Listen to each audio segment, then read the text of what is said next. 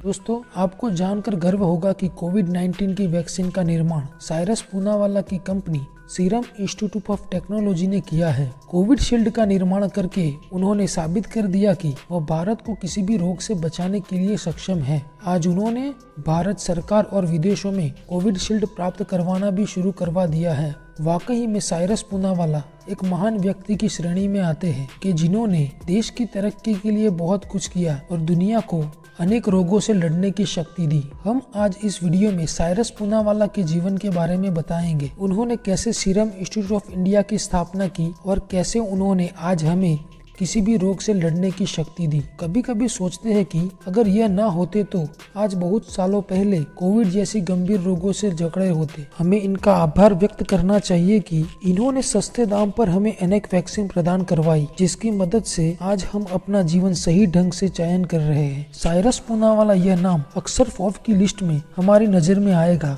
यह भारत के सबसे चौथे अमीर व्यक्ति की लिस्ट में रह चुके हैं। आज साइरस काफी अमीर और सीरम इंस्टीट्यूट ऑफ इंडिया के मालिक है, लेकिन एक समय ऐसा भी था जब उनका हर एक काम फ्लॉप हो रहा था, लेकिन उन्होंने अपने जीवन में कभी भी हार नहीं मानी। आज यहाँ हम साइरस पूनावाला के जीवन के बारे में बताने वाले हैं। इसमें आपको बताएंगे कि कैसे एक व्यक्ति घोड़े की रेस लगाते लगाते भारत के सबसे बड़ी वैक्सीन निर्माण कंपनी का मालिक बन गया। 1941 में पुणे में रहने वाले एक फारसी परिवार में साइरस पूनावाला का जन्म हुआ। साइरस पूनावाला के पिता सोलिए पूनावाला और माता गुल पूनावाला उस समय घोड़ों का व्यापार करते थे। साइरस के जन्म के बाद उनके पिता ने साइरस को किसी भी तरह की कोई कमी नहीं आने दी। वो इन्हें पढ़ाकर बहुत बड़ा आदमी बनाना चाहते थे। उनका यह सपना आज पूरा भी हुआ है और आज साइरस को पूरी दुनिया जानती है। साइरस काफी खुश मिजाज किस्म के व्यक्ति है। एक इंटरव्यू में भी उन्होंने कहा था कि मैं जब भी अपनी फैमिली के साथ होता हूँ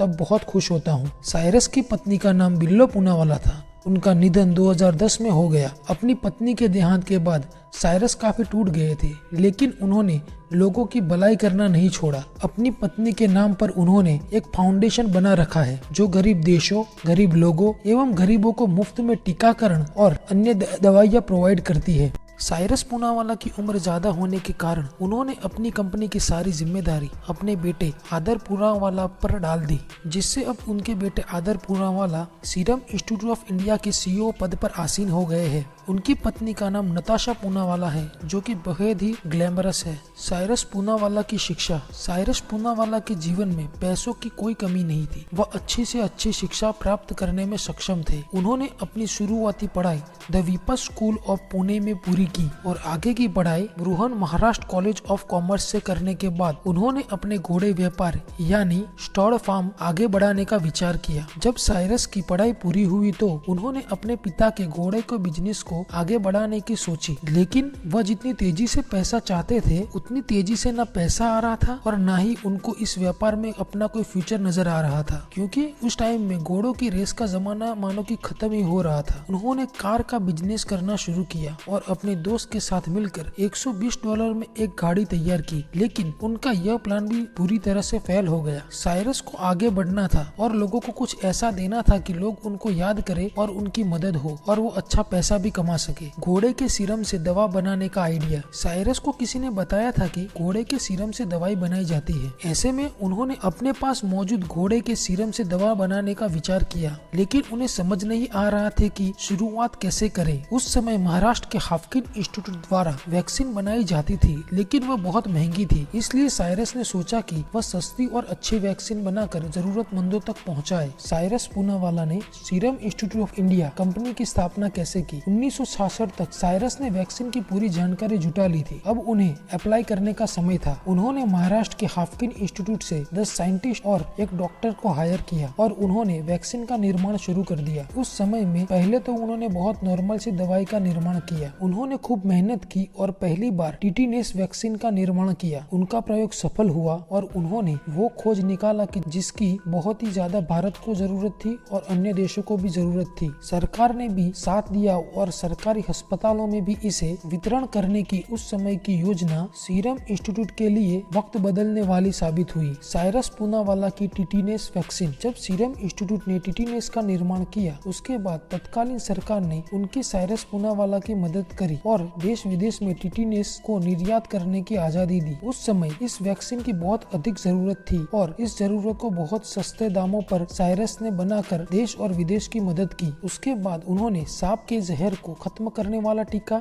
डिफ्थीरिया, टीटनस, डीपीटी के टीके, बीसीजी के टीके और एमएमआर के टीके, इन सब का निर्माण करना शुरू कर दिया। आज सीरम इंस्टीट्यूट ऑफ इंडिया बच्चों की दवाई बनाने वाली कंपनियों में सबसे पहले नंबर पे आती है। साइरस पूनावाला का net worth. Serum Institute of India हर साल 295 मिलियन डॉलर का लाभ हमेशा करती है और कोविड-19 के बाद सबसे ज्यादा पैसे कमाने वाली company institute of serum India है। साइरस पूनावाला के अवार्ड। साइरस पूनावाला ने सस्ती वैक्सीन के निर्माण करने के बाद देश और विदेश में अपना नाम बनाया है और उनकी उपलब्धि की बात करें तो 2005 में भारत का सर्वश्रेष्ठ अवार्ड पद्मश्री भी दिया गया था। इनके अलावा लाइफ टाइम अचीवमेंट अवार्ड से भी उन्हें नवाजा गया है। साइरस पूनावाला को विदेशों में वैक्सीन किंग के नाम से भी जाना जाता है। साइरस पूनावाला को यह नाम बिल गेट्स ने दिया है, जो कि दुनिया के सबसे अमीर व्यक्ति हैं। उसके बाद आज तक साइरस पूनावाला को सब वैक्सीन किंग के नाम से ही पहचानते हैं। इतना नहीं, यह दुनिया के 100 में अमीर व्यक्ति भी हैं। तो दोस्तों, आपको कैसा लगा साइरस पूनावाला की ये सक्सेस स्टोरी जान के? आपको अच्छा लगा हो तो प्लीज चैनल को लाइक एंड सब्सक्राइब कर ले और आपका सपोर्ट हमेशा बनाए रखें।